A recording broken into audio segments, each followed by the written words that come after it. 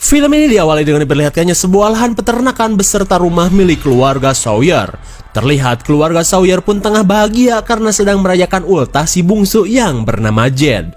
Tapi jangan berharap keluarga ini seperti keluarga pada umumnya ya, karena tak tanggung-tanggung. Hiburan yang akan mereka gelar yaitu menyiksa seorang tetangga yang selalu berisik dan mengganggu tidur hewan-hewan ternak mereka. Meskipun si tetangga mengaku tak bersalah, tapi mereka tetap akan menghukumnya. Karena jika dibiarin, ternak-ternak mereka akan stres sampai mogok ngaduk dan sulit untuk berkembang biak.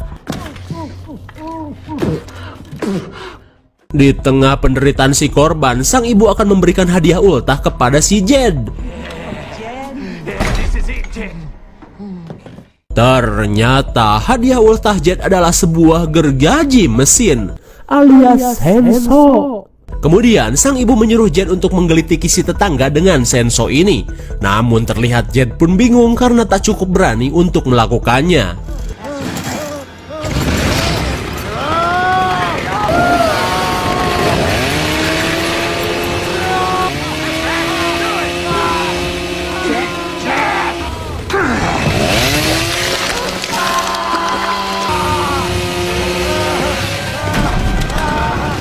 Saat kaki si tetangga terkena gelitikan senso, Jed pun panik karena tidak tega dengan si tetangga. Lalu tiba-tiba, dengan sekali gaplokan martil, si kakek menuntaskan acara ultah keluarga Kopet ini. Dan film pun baru dimulai. Kemudian scene berlanjut dengan diperlihatkannya perjalanan sepasang ABG yang melintasi kawasan Ruyuk hutan lindung. Kawasan ini pun dimanfaatkan mereka untuk melakukan hobi tolil yang hakiki, yaitu beradu jigong sambil mengemudi. Betapa kagetnya mereka saat hampir menyerempet sesuatu. Lalu si Bondon ini pun langsung mengecek sesuatu yang sudah mengganggu ritual wajib ABG Sengklek.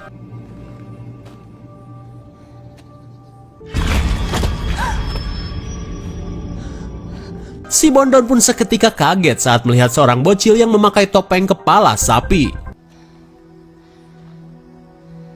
Help me, please. I didn't hit him. There's something wrong. Betty. He needs help. Dirasa si bocil butuh pertolongan, Betty pun langsung mengikutinya. Tanpa terasa, pencarian Betty sampai di sebuah lumbung yang terbengkalai.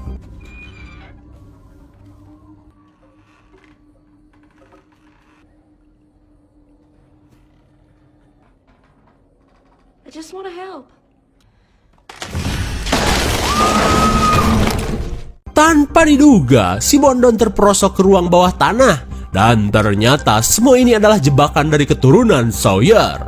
Rupanya si bocil tadi adalah Jed yang sedang dilatih kurikulum Kopet guna menjadi si Kopet yang handal oleh kedua saudaranya. Ketika si Bondon ripuh dan sekarat, si sulung prepare untuk memberikan hadiah berupa mesin traktor kepada sang Bondon.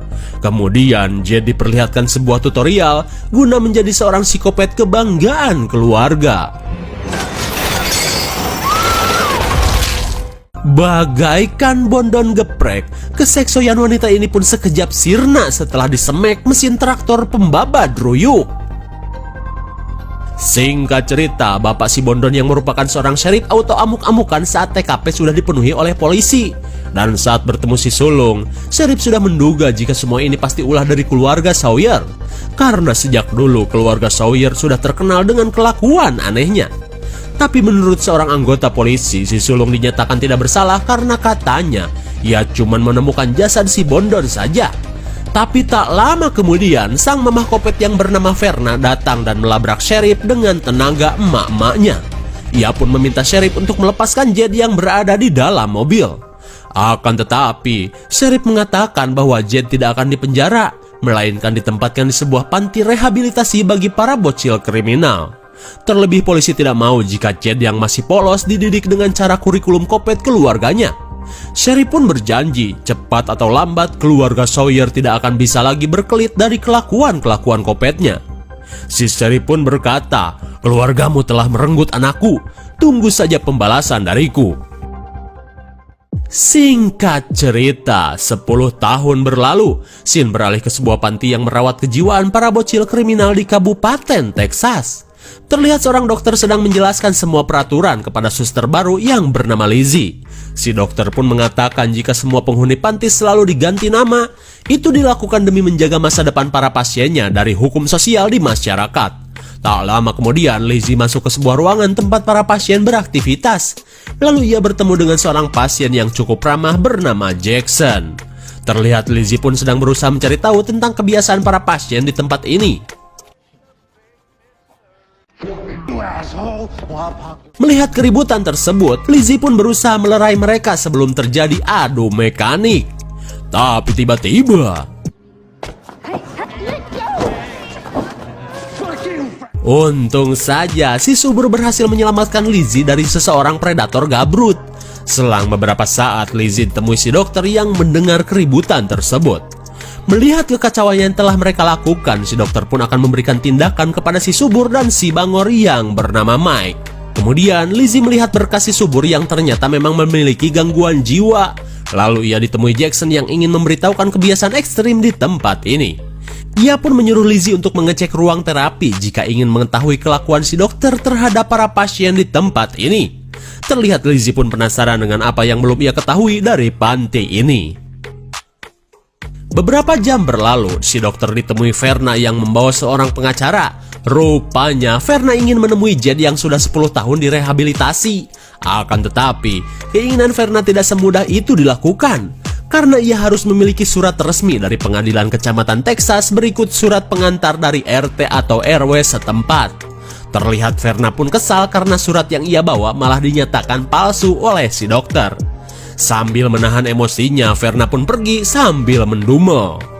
Singkat waktu, malam pun poek. Verna yang masih berada di panti terlihat merencanakan sesuatu dengan masuk ke dalam WC.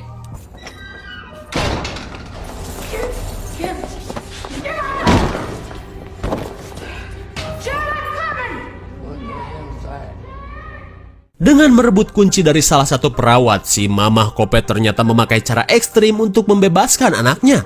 Verna pun langsung mencari Jed dengan membuka semua pintu di dalam panti. Sementara itu, Lizzie pergi ke ruang terapi karena penasaran dengan ucapan Jackson. Terlihat ia pun semakin penasaran saat mendengar teriakan dari ruangan tersebut. Rupanya si dokter sedang melakukan terapi setrum token kepada si subur dan Mike. Tak lama kemudian, Lizzie pun sedikit kaget saat menyaksikan terapi token terhadap kedua pasien itu.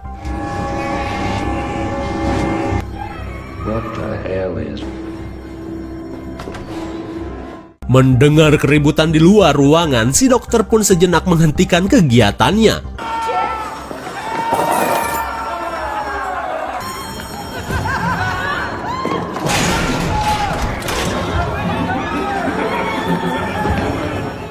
Sungguh emak-emak edian. Akibat ulah satu orang mamah Kopet, seisi panti auto kacau.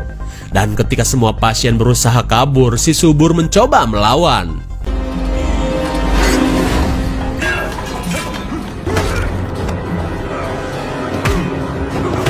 Di tengah kekacauan, Verna yang gagal menemukan Jed akhirnya pergi begitu saja dengan watadosnya.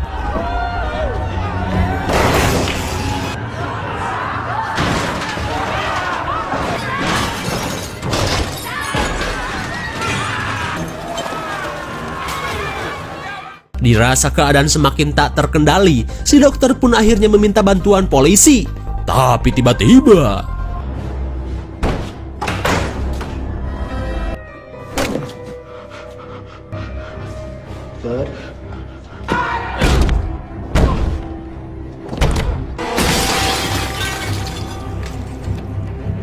akhirnya si dokter pun tewas setelah dipaksa mencium kaca jendela.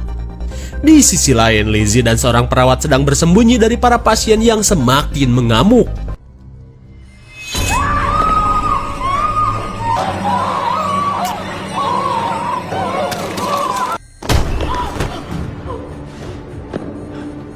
Sungguh tragis, teman Lizzie akhirnya tutup karir setelah dipaksa gosok gigi pakai pisau. Namun untung saja Jackson menyelamatkan Lizzie sebelum ia disuruh gosok gigi pakai cacing berotot. Lalu, Jackson segera membawa Lizzie kabur. Hey, Doc has a nice ride.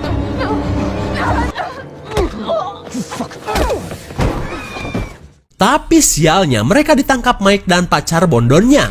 Rupanya Mike dan pacarnya menjadikan mereka sebagai sandera agar polisi mikir dua kali jika mau menangkap mereka. About shooting us down with her along. They will.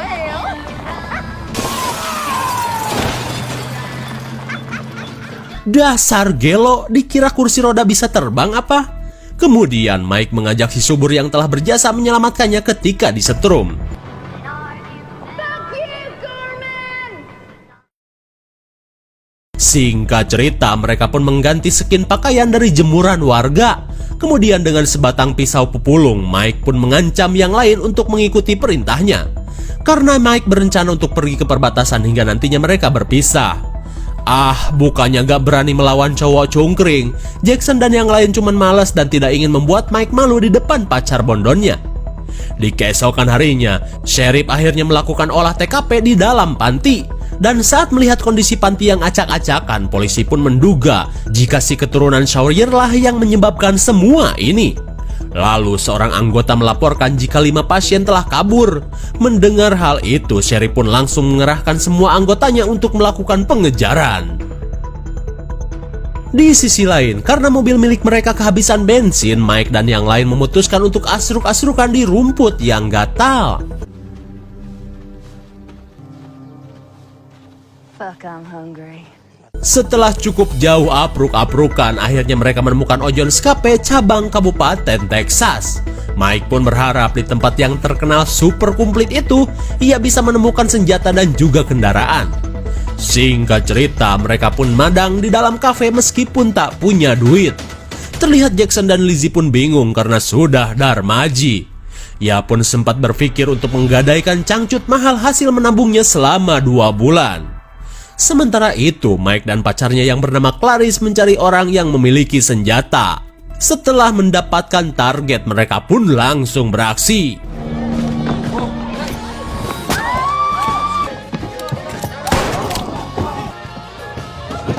Fuck, I love Texas. Akhirnya, pasangan kopet ini mendapatkan senjata yang mereka inginkan. Let's go! Get it up! No, wait! Let's go! Dengan terpaksa, Jackson pun menghajar orang yang mau mencari bantuan.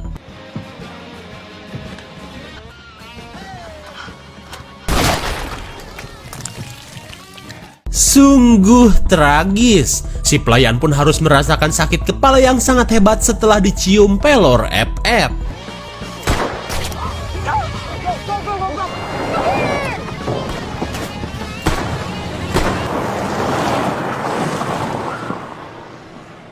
Meskipun si subur mulas terkena pelor, tapi akhirnya mereka bisa lolos menggunakan mobil curian. Selang beberapa saat, skuad kepolisian akhirnya tiba di TKP. Lalu dari keterangan seorang korban, Sheriff pun mendapat informasi tentang 5 ABG gelo dan juga mobil curian yang mereka gunakan. Di sisi lain, mobil curian mereka lagi-lagi kehabisan bensin. Karena di Kabupaten Texas, harga BBM mengalami kenaikan tanpa sepengetahuan lurah setempat. Kemudian mereka menemukan sebuah trailer yang cocok untuk dijadikan tempat bermalam. 2, 3. Dan karena si botak takut kecoa, ia pun malah menyuruh Lizzie untuk memeriksa bagian dalam. Place is any for the night. Rest up.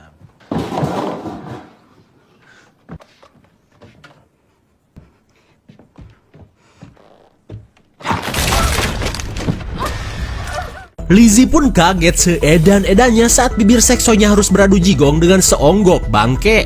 Rupanya jasad tersebut adalah pemilik trailer yang tewas secara misterius. Atau mungkin nekat melakukan diskon nyawa akibat frustasi gak kebagian bansos. Setelah beberapa saat, Jackson dan Lizzie merawat si subur yang mengalami mules terkena pelor. Ketika semua orang tertidur, Lizzie terbangun saat mendengar suara seseorang. Dirasa ada orang yang bisa menyelamatkannya, Lizzie pun segera menghampirinya.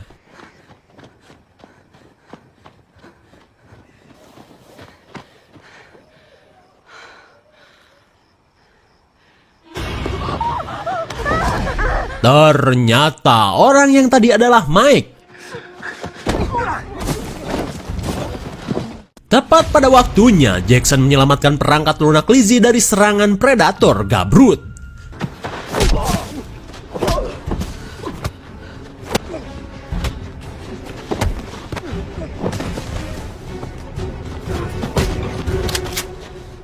Melihat moncong bedil Clarice, Jackson pun menghentikan serangannya. Di tengah kekesalannya, Clarice ingin semua sandranya ini mati. Akan tetapi, Mike memilih untuk tetap pada rencana awal dan menyuruh mereka untuk kembali ke dalam trailer. Dan saat melihat si subur, Mike pun berkata, siluman toren, kalau coba-coba kabur, gua kirim ke panitia kurban lu. Setelah dari awal mengalah karena kasihan, tapi kini si subur sudah habis kesabaran dengan sikap sok keren Mike di depan pacarnya.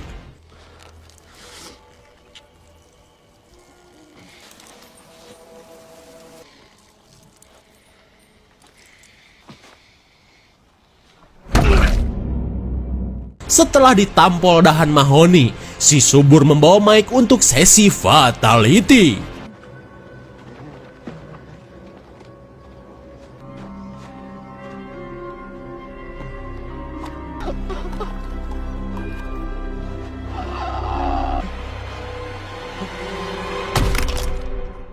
Bagaikan adu kemiri, tangkurak Mike pun bucat saat diadu melawan batu. Di keesokan harinya, Clarice merasa heran karena si Mike belum juga kembali. Kemudian Clarice pun apruk-aprukan ke dalam hutan untuk mencarinya. Dan di saat itu pula, Jackson bersama Lizzie mencari keberadaan si subur yang entah berada di mana.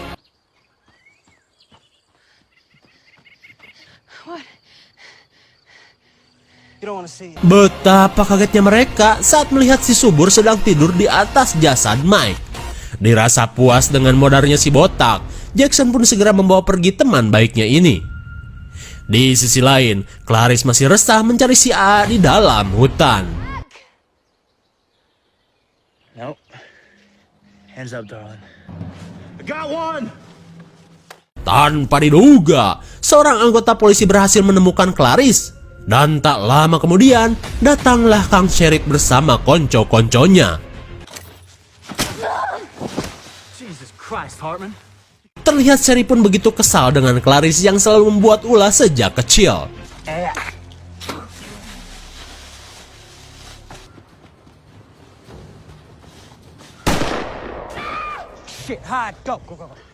Karena teriakan tersebut, Jackson dan yang lain akhirnya tahu jika Clarice sudah tertangkap polisi. Lalu mereka langsung bersembunyi di balik ruyuk. Sementara itu, Clarice yang terkena tembakan dipaksa untuk memberitahu di mana yang lain. Akan tetapi, setibanya di depan trailer, Clarice malah meledek Sheriff yang selalu bersedih atas kematian anaknya. Mendengar bacotan Clarice yang seenak jidat, Kang Sheriff pun auto ngamuk. Betapa kagetnya semua orang saat si Bondon akhirnya tutup usia sebelum sempat bertaubat.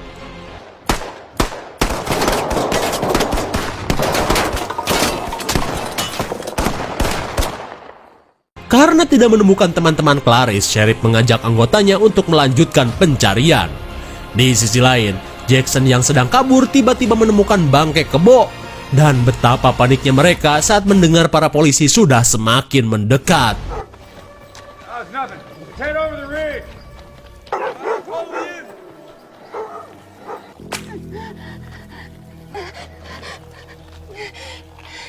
Ternyata Lizzie dan yang lain menjadikan bangkai ini sebagai sarana perlindungan.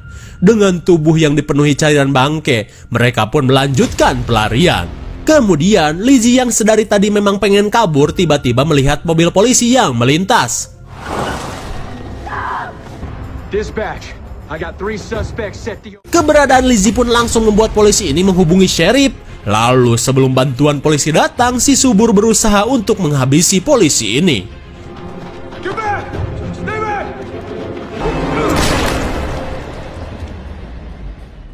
Meskipun awalnya kuat, tapi si subur masih belum pro menjadi seorang psikopat. Hingga akhirnya ia pun tewas di headshot. Melihat teman baiknya mokat, Jackson pun jelas murka. Setelah menghabisi polisi, Jackson memaksa Lizzie untuk ikut kabur menggunakan mobil patroli. Dan di sepanjang jalan, Jackson menyalahkan Lizzie yang bertindak bodoh dengan meminta bantuan kepada polisi-polisi Texas. Tapi tanpa diduga, si sheriff sedang berusaha mengejar mobil mereka.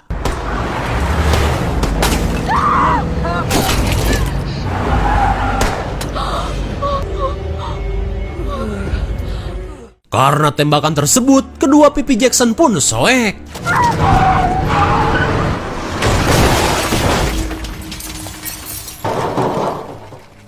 Akhirnya, mobil yang dikendarai Lizzie jumping dan melakukan freestyle.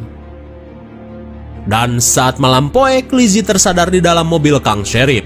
Lalu ia meminta bantuan pada rekan sheriff yang lain tentang keberadaannya. Tapi tiba-tiba sheriff datang dan membawa Lizzie ke dalam sebuah lumbung. Di mana tempat itu adalah tempat anaknya yang seksoi mati secara mengenaskan di scene awal tadi. Di tempat ini pula sheriff menempatkan Jackson di dalam posisi siap jagal. Kemudian Kang Sheriff mengatakan jika Jackson sebenarnya adalah Jed yang dulu pernah membunuh anaknya. Rupanya Kang Sheriff ingin menuntut balas atas kematian anaknya yang gagal glowing karena keburu innalillahi. Di sisi lain, rekan Kang Sheriff terlihat mendatangi rumah Mamah Kopet. Lalu ia mengatakan jika Jed sudah ditemukan dan berada di lumbung tua. Rupa-rupanya, doi adalah oknum polisi yang rela berwajah dua demi uang. Kemudian polisi ini pun meminta bayaran atas info yang ia berikan.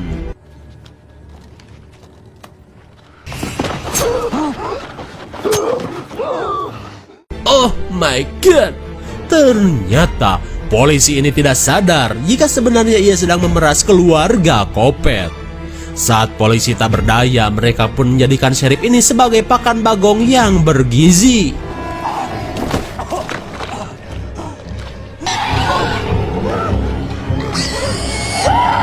Setelah menghabisi polisi ini, mereka pun langsung menuju lumbung tua. Well, who's gonna know? Me? Shut up!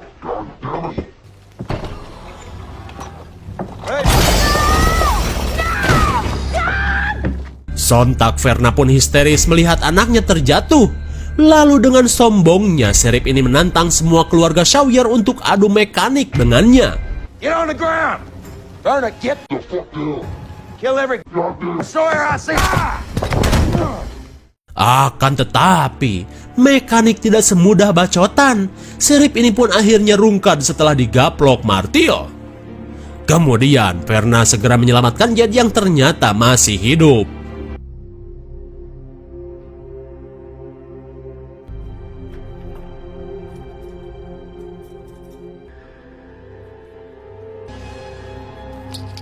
Si Mamah Kopet yang penuh kasih sayang mengedit wajah Jed yang kini berantakan.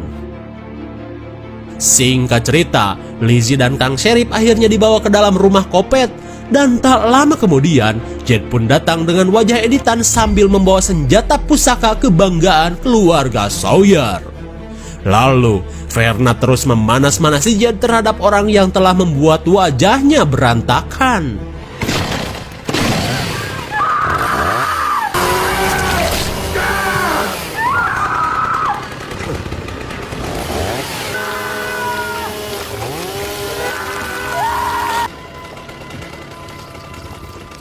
Dengan brutalnya, Jed yang tadinya lugu kini benar-benar menjadi psikopat sejati berkat yel-yel dari sang Mamah Kopet.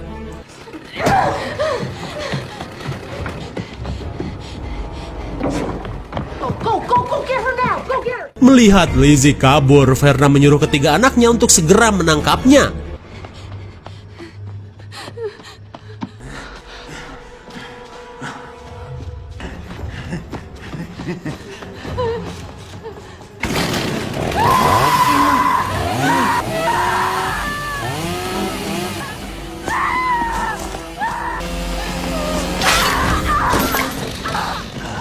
Betapa sialnya Lizzie saat betis mulusnya harus dicium ranjau. Dan ketika Jed mendekat, Lizzie yang panik harus bagaimana cuman bisa memelas dan menyadarkan Jed. yang memang dari awal memiliki hati yang baik. Lizzie pun berkata, "Ini semua gara-gara Mamah Kopet. Sadar Jed, sadar." Mendengar suara merdu dari perawat glowing, Jed pun akhirnya terdiam. Please listen. This isn't you crazy mother. Oh my god, ternyata rayuan manis pun sudah tidak mampu menyadarkan Jed. Hingga sabetan senso membuat kepala Lizzie jatuh mencium tanah. Dan tak lama kemudian, Verna pun merasa bangga karena Jed kini menjadi sosok psikopat yang ia inginkan. Dan seperti yang kita tahu, didikan Verna mampu membuat Jed sebagai psikopat.